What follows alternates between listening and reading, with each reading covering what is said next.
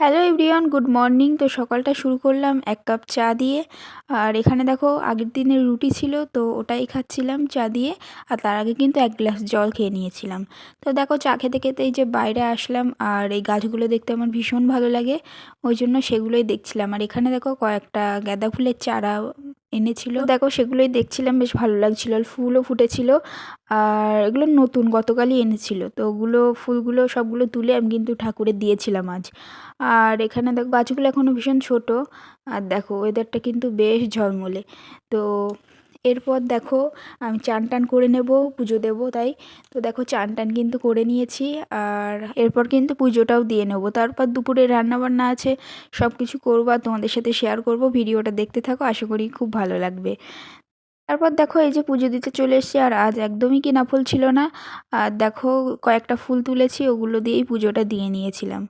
তো তোমরা পুজো দিতে কে কেমন ভালোবাসো কমেন্টে জানিও, আমার তো ভীষণ ভালো লাগে। আর দেখো গোপাল দিয়ে সুন্দর করে সাজিয়ে নিয়েছি, আর ফুলগুলো আবার আনতে হবে। তারপর দেখো পুজো দেওয়ার পর আমি কিন্তু প্রসাদ টোসাদ সব নামিয়ে এই যে ভাত খেয়ে নিচ্ছিলাম, একটু পেঁপে সিদ্ধ নিয়েছিলাম, আলু সেদ্ধ ছিল, ঘি ছিল, আর ডালও ছিল। তো আজকের ডালটা আমি আর খেলাম না।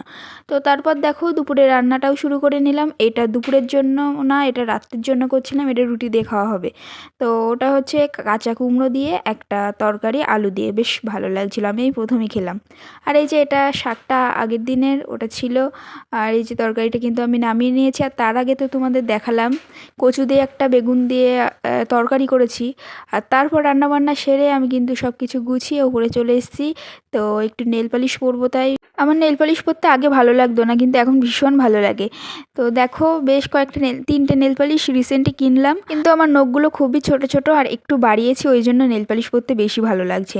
তো দেখো চকলেট খেতে খেতে নেল পালিশটা পরবো, আর রিমুভার দিয়ে যেটুকু নেল পালিশ পুরানো ছিল আমি তুলে নিলাম। আর আমার একটা খারাপ স্বভাব আছে যে নেল পালিশ পরার পর আমি খুঁটিয়ে তুলে ফেলি। তো যাই হোক, এটা তুলবো না, বেশ ভালো করে পরেছি। আর নেল পালিশের যে সাদা জেল এটা দিয়ে দিয়েছি যাতে একটু গ্লেজ দেয়। তো দেখো পায়েও পরে নিয়েছি, পায়ে পরেছি হালকা পিঙ্ক, আর হাতে পরেছিলাম সান্তাক্লজের দিন যেটা আমার বর গিফট করেছিল ওটা পরেছি। আর তারপর দেখো দুপুরের জন্য খেতে চলে এসেছি। আর এখানে তরকারি টরকারি সব কিছু মা বেড়ে নিয়েছে। আর এই যে সরিষার ফুল বাটা করেছিল, তো এটা খেতে বেশ ভালো লাগে আর খুব ঝাঁজ।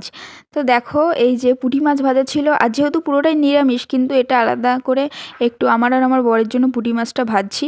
আর যেহেতু দ্বাদশী, তো মা আর বাবা অন্য নিরামিষ খাচ্ছে ওগুলো, আর আমরা এই পুঁটি মাছ ভাজা দিয়ে তরকারিগুলো খাবো।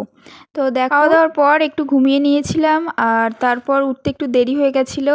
মা সন্ধ্যা পুজো দিয়ে নিয়েছিল, আর এদিকে আমি দুটো ম্যাগি করে খাচ্ছিলাম, তার আগে এক গ্লাস জল খেয়ে নিয়েছিলাম। জলটা খুব কম খাওয়া হয়ে যাচ্ছে, আর এখন যেহেতু একটু শীত পড়ে গেছে, তো এখনও খুব একটা ঠান্ডা পড়েনি, তবুও এই উইন্টারে জলটা একটু কমই খাওয়া হয়। তো বকবক করতে করতে দেখো ম্যাগিটা কিন্তু আমি একেবারেই রেডি করে নিয়েছি। আর এই যে দুটো, একটা কাঁটা চামচ আর একটা নর্মাল চামচ দিয়ে খেয়ে নিচ্ছি। তারপর রুটি করা হয়েছিল, আমি মেখে বেলে দিয়েছিলাম, মা রুটিগুলো সেঁকে নিয়েছিল।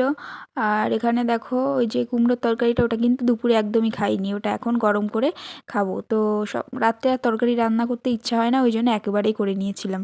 তো দেখো ভিডিওটা তাহলে এই পর্যন্ত রাখছি, কেমন লাগলো অবশ্যই জানিও, আর চ্যানেলটিকে কিন্তু অবশ্যই সাবস্ক্রাইব করে দিও। আর ভালো লাগলে লাইক কমেন্ট শেয়ার করে দিও।